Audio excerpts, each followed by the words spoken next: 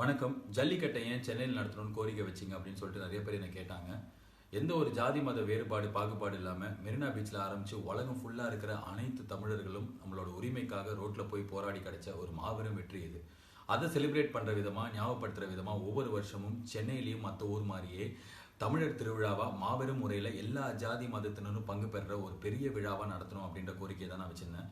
ரெண்டாவது விஷயம், மார்கண்டேய கட்ஜு முன்னாள் தலைமை நீதிபதி அந்த மாதிரி ஒருத்தரே இது நிரந்தர சட்டமாக மாறி எல்லா வருஷமும் தொடர்ந்து ஜல்லிக்கட்டு நடக்க எல்லா வாய்ப்பும் இருக்குது அதிகபட்சமாக அப்படின்னு சொன்னதில் எனக்கு நிறைய நம்பிக்கை இருக்குது.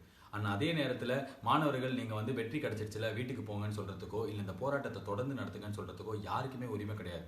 இது மாணவர்கள் மக்கள் ஆரம்பித்து முன்னிஞ்சு நடத்துகிற போராட்டம். ஸோ உங்களுக்கு எது ரைட்டுன்னு தோணுதோ தயவு செஞ்சு அதை பண்ணுங்கள். எப்படி அற வழியில் நம்ம இந்த 7 நாளாக இந்த போராட்டத்தை நடத்திட்டு இருக்கோமோ அதே மாதிரி இதுக்கப்புறம் நடக்க போகிற வெவ்வேறு விஷயங்களுக்கான எல்லா போராட்டத்திலையும் ஒரு கடைநிலை தமிழனா, ஒரு சக மனுஷனா நானும் உங்கள் கூட இருப்பேன் அப்படின்றத உறுதியோடு சொல்கிறேன். நன்றி, வணக்கம்.